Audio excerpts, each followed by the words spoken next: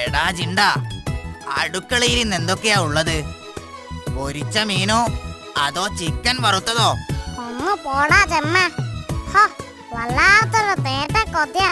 വെട്ട വിഴുങ്ങുന്നതിനെ കുറിച്ചല്ലാതെ മറ്റൊന്നും നിനക്ക് ചോദിക്കാനില്ല. ഓ, ഒരു മാന്യൻ. ഊണും ഉറക്കവും ഒക്കെ അടുക്കളയിലല്ലേ? ആരും കാണാതെ കാര്യം കുശാൽ. ഓ, തുടങ്ങി. നിനക്കിപ്പോ എന്താണ് അറിയേണ്ടത്? കൂടുതലൊന്നും വേണ്ട. ഇന്ന് ഇറച്ചിയോ മീനോ എന്നറിഞ്ഞാ മതി. എന്ന് മീന എന്താ പോലെ? അപ്പൊ പിന്നെ ഞാൻ പട്ടിണി. തല പോലും സ്വപ്നം കാണണ്ടല്ലോ. അതെ. എങ്ങനെ പട്ടിണി കിടന്നത് കൊണ്ടായിരിക്കും നീ പുട്ടിൻ കൂട്ടി പോലെ വേർതിരിക്കുന്നത്. വേണ്ട, അസൂയ വേണ്ട. എനിക്ക് കള്ളന്മാരെ പിടിക്കലാ ജോലി. അതിന് കുറച്ച് തടിയും മസിലും ഒക്കെ വേണം. ആട്ടെ, നിന്നെ കൊണ്ടിപ്പോ എന്താ മുതലാളിക്ക് ഇത്ര ലാഭം? ഒന്ന് കേൾക്കട്ടെ. എന്നാ കേട്ടോ, നമ്മ ശ്വാസം വിട്ട ബംഗ്ലാവിനകത്ത് ഒരൊറ്റ ഇലയും തലപോക്കില്ല. അറിയോ നിനക്ക്? അതിന് ബംഗ്ലാവിനകത്ത് എവിടാടാ എലി? ഉണ്ടാവില്ല. ഞാനിവിടെ ഉള്ളപ്പോ ബംഗ്ലാവിനകത്ത് ഒരൊറ്റ എലിയും ഉണ്ടാവില്ല. അതാണ് ചെണ്ടന്റെ കഴിവ്. മാത്രമല്ല, എനിക്ക് മുതലാളിയുടെ കാറ് വരുമ്പോ ഗേറ്റ് തുറക്കണം. രാവിലെ മുതലാളിയെ വിളിച്ചുണർത്തി ഓഫീസിലേക്ക് പറഞ്ഞയക്കണം. ജോലി എനിക്ക് ഒത്തിരി ഉണ്ട് മോനെ. മുതലാളി വന്നു.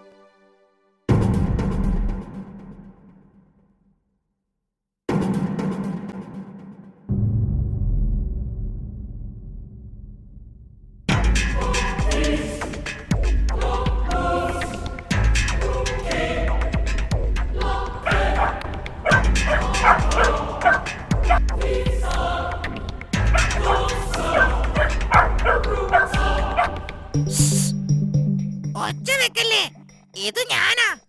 നീ എന്തിനു വന്നു? നീ എങ്ങനെ ഇതിനകത്ത് കയറി? പറയടാ. ജിമ്മി, ഞാൻ പറയാം. എന്നെ ഒന്നും ചെയ്യരുത്. ഞാൻ നിന്നോട് ചില കാര്യങ്ങൾ പറയാൻ വന്നതാ. അത് കഴിഞ്ഞ് ഞാനങ്ങ് പോയിക്കൊള്ളാം. നീ ഒന്നും പറയണ്ട. നിന്നെ എനിക്ക് പണ്ടേ അറിയാം. നീ ബംഗ്ലാവ് കൊള്ളയടിക്കാൻ വന്നതല്ലേ? ഇന്ന് നിന്നെ ഞാൻ കൊല്ലും. എന്റെ മുമ്പിൽ വരാൻ ഇന്നേ വരെ ഒരു കള്ളനും ധൈര്യപ്പെട്ടിട്ടില്ല. അയ്യോ, ഞാൻ കള്ളനല്ല.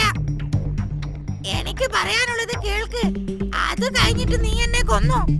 എന്താടാ കള്ളക്കുറക്ക നിനക്ക് പറയാനുള്ളത്? നിന്നെ ഇന്ന് ഞാൻ... അയ്യോ, എന്നെ വിട്. എന്റെ വാല് മുറിയും. വാല് മുറിഞ്ഞ കുറുക്കനെ പിന്നെ വീട്ടിൽ കേറ്റില്ല. എന്നെ വിടൂ. ഞാനൊന്ന് പറയട്ടെ.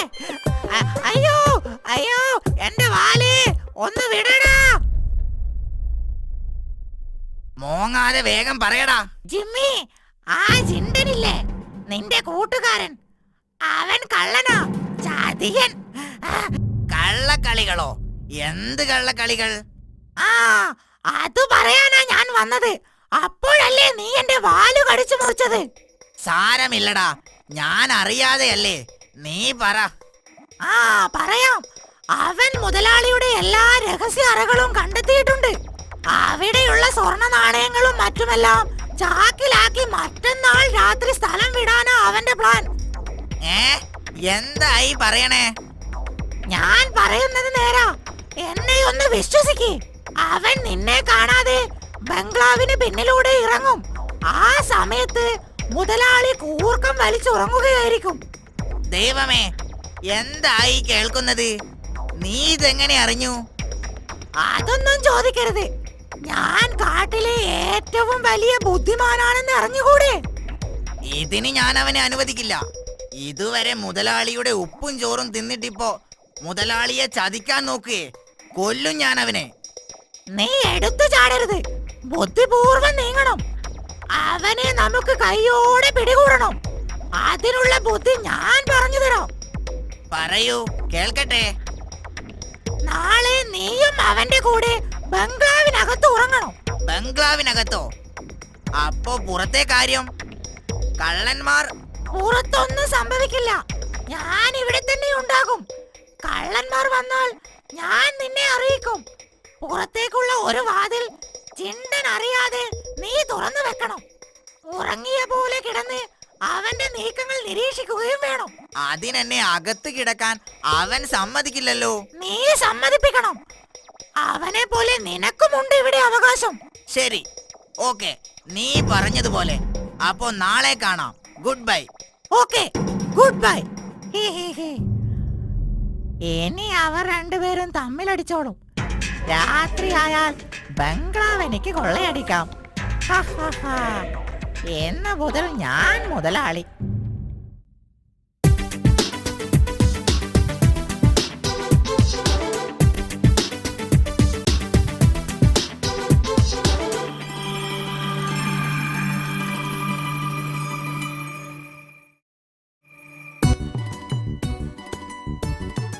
ഇന്ന് ഞാനും ബംഗ്ലാവിനകത്താ കിടക്കുന്നത്. എന്താ മനസ്സിലായല്ലോ? ഇന്ന് ഞാൻ ബംഗ്ലാവിനകത്ത് ഉറങ്ങുമെന്ന്. പട്ടുമെത്തയുടെ സുഖം എനിക്കും ഒന്നറിയണം. ജമ്മേ, അപ്പൊ പുറത്തെ കാര്യം? പുറത്തെ കാര്യം ഞാൻ നോക്കിക്കൊള്ളാം. ഒരു വാതിൽ ഞാൻ തുറന്നു വെക്കും. ഓ ശരി ശരി, നിന്റെ ഇഷ്ടം പോലെ.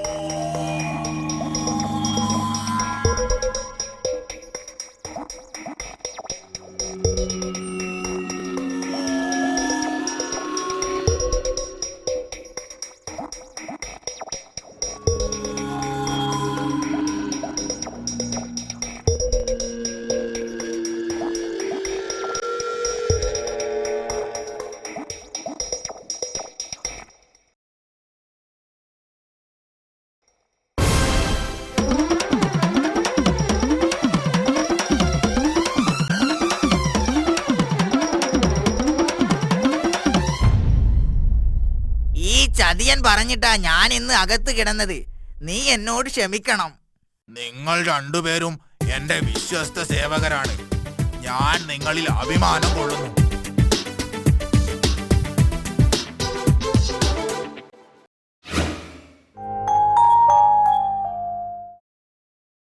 കൂട്ടുകാരെ, കള്ളന്മാരെ സൂക്ഷിക്കണേ. എന്തെല്ലാം വിദ്യകളാണ് അവർ പ്രയോഗിക്കുന്നത്. ഏതായാലും ഇനി കുറുക്കന് കുറച്ചു കാലം ജയിലിൽ കഴിയാം, അല്ലേ? ഇനിയൊരു ഗാനം കൂടി ആയാലോ?